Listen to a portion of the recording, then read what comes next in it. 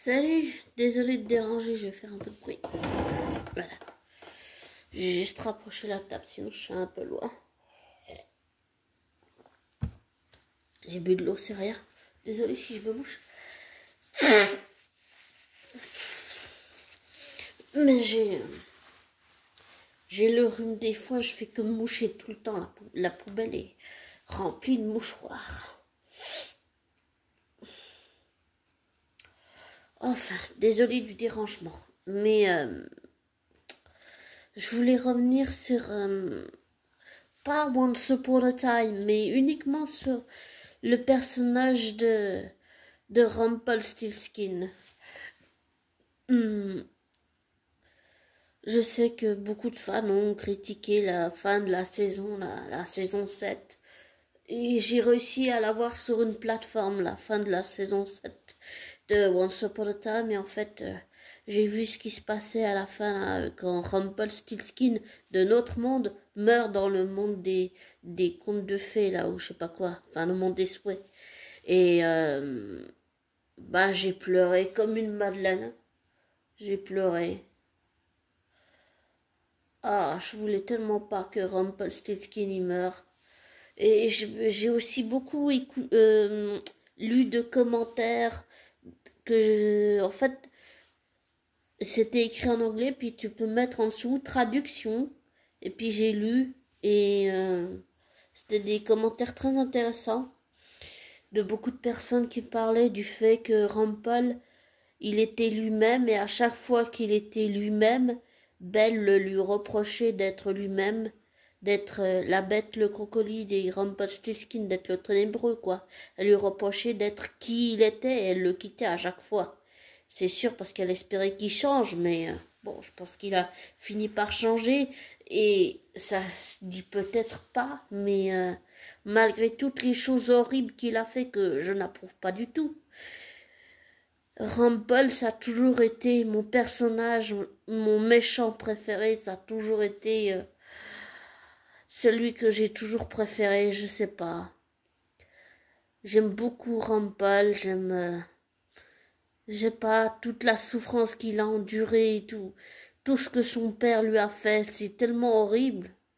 Bon là, on parle juste de Once Upon a Time, mais je pense que je sais pas si c'est conscient ou inconscient, et je sais même pas si Robert Carlyle s'en est rendu compte, mais j'ai vraiment, avec le recul et les années, j'ai l'intuition qu'en fait il y a certains parallèles avec certains épisodes de Once Upon a Time qui ont été mis en parallèle avec la vraie vie de Robert avant Once Upon a Time, quand il a vécu euh, le, cet énorme traumatisme que sa mère l'a abandonné tout seul avec son père et tout.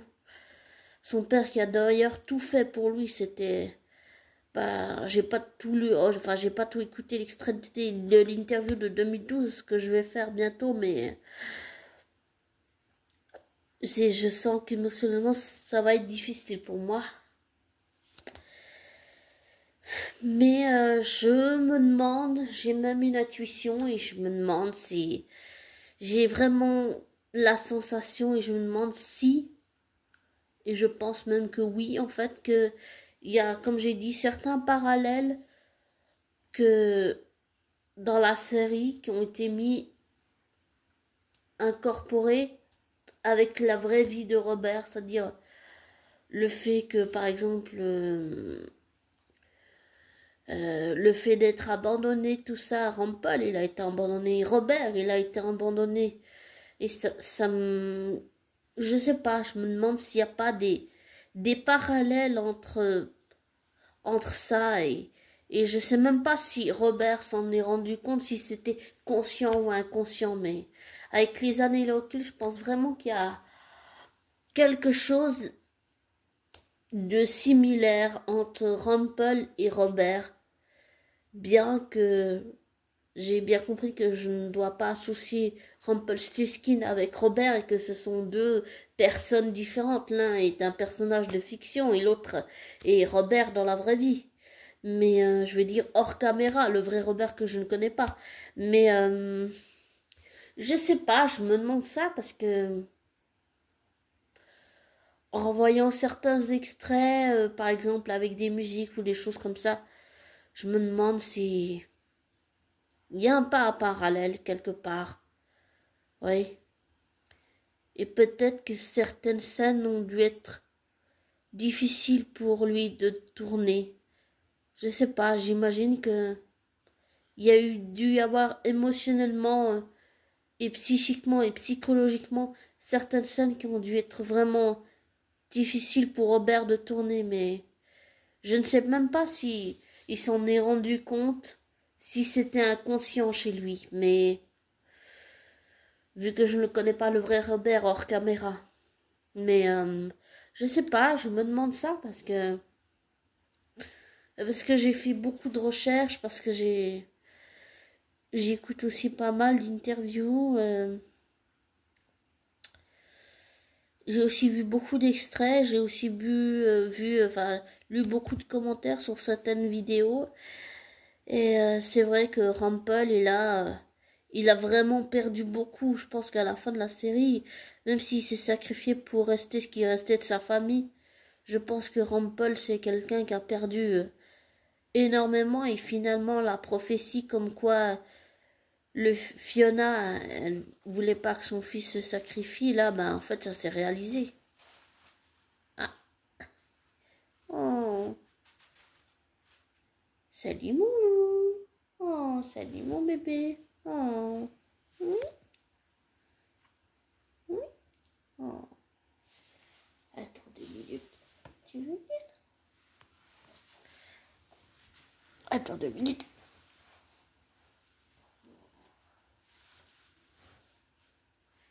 Oh.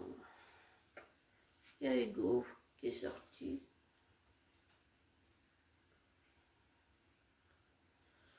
Mais oui, je me demande si s'il n'y a pas quelque chose dans ce genre-là, voilà. Et je dis ça parce que des fois, on fait des choses inconsciemment, mais qui sont liées à nos traumatismes, à ce qu'on a vécu. Et des fois, c'est bien de travailler dessus pour prendre du recul.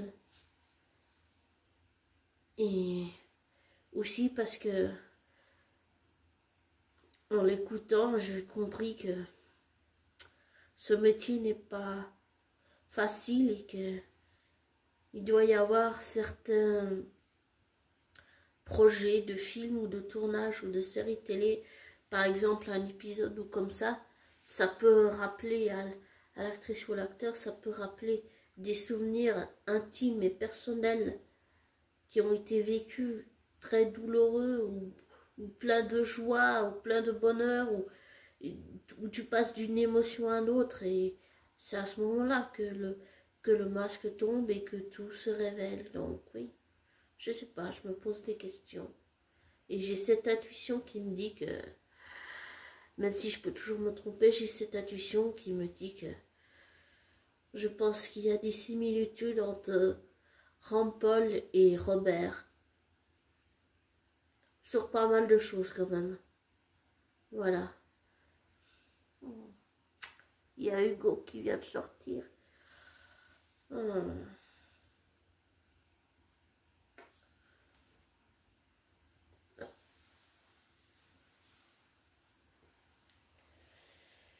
Attends, voilà. Oh. Tu dis coucou à la caméra, Hugo?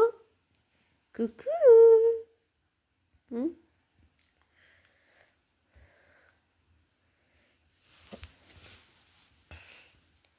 Ah, d'accord.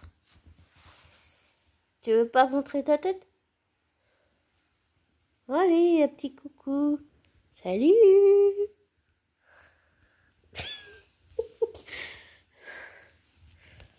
Enfin, désolée. Voilà. C'est tout ce que j'avais envie de partager. Mais ouais, je sais pas, je me pose des questions.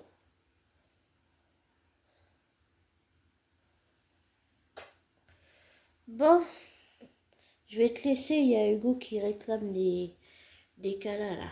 Donc, je vais te laisser, hein. Voilà.